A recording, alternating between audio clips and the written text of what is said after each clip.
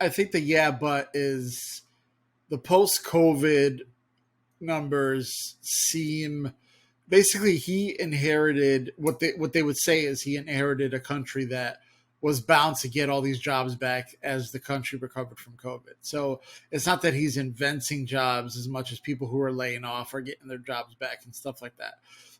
Some of that is true, obviously, but you still have to give credit where credit is due. There's a reason that these jobs are coming back and that companies are rehiring again, and that's because of the COVID response by the Biden administration, also because of how strong the economy is. And we spent 2 years basically saying we were going to be in a recession, and it's been nothing but growth for 2 years. I'm also a little worried that they well, I wouldn't say I'm worried, but people are rooting for us to do bad.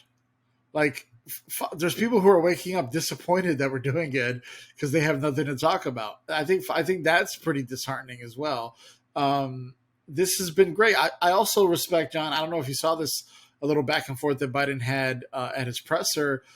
He basically said, if you guys are going to ask something, there was a lot in the news today. Obviously, we'll get into it. But he said, if you guys are going to ask something about anything other than the economy, I'm not going to answer that because we have a presser here and this is what this is about.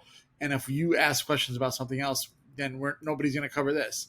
I love that kind of messaging. I love that kind of stance that he takes against the media to say, hey, I'm here to talk about this. This is the only thing I'm talking about.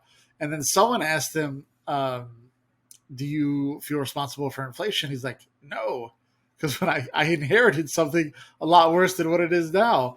And that's different than Trump saying, I have no responsibility for COVID response. Like, that's completely different. The president is ultimately liable, but he inherited something that was a lot worse than what he's putting out now. So I'm loving how just he's responding and Democrats are responding in general. Well, one of the things that I think is fascinating is the way that the press covers good news for Biden. And I was thinking about this.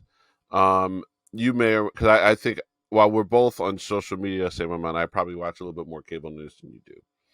And they spent a lot of time this week talking about the documents, and they're blaming both Biden and Trump. And people are saying what it shows is Republicans don't really want Trump, Democrats don't really want Biden. And I started thinking about the way that Biden is covered. And I wonder, and they keep going back to his age, but a significant amount of bandwidth is about Biden's poll numbers, which the press would like to not deny that their framing can actually influence opinion, but that does. Biden had an amazing jobs report today, and things are looking up. Things are going good, but what they do is they so much, and it's not their job to promote Biden, but they always want to do the that's why I led with the yeah, but if they spend half as much time talking about the job figures, if they talked about the Infrastructure Act, if they talked about the good news and accomplishments, do you think that the Democratic voters would be saying we could do better than Joe Biden? Because right now, the only knock on Joe Biden is that he's 80. But the reality is that, or he would be 80. But the reality is that he's also performing at a level that most 80-year-olds don't perform at. So it's not the media's job to promote Biden, but it is their job to give a full, balanced, analysis. And they don't necessarily, I one of the tweets I put out when the news broke was I said by 10 a.m. they're going to be talking about the documents. They'll be talking about his poll numbers and his age. But and when you spend that much time talking about it, sooner or later, people are gonna be like, I don't know if I want this guy. But maybe if you spent, and you being the press, maybe if they spent more time doing a balanced story. I'm not saying that you even leave the negative stuff out, but I don't think that it's really.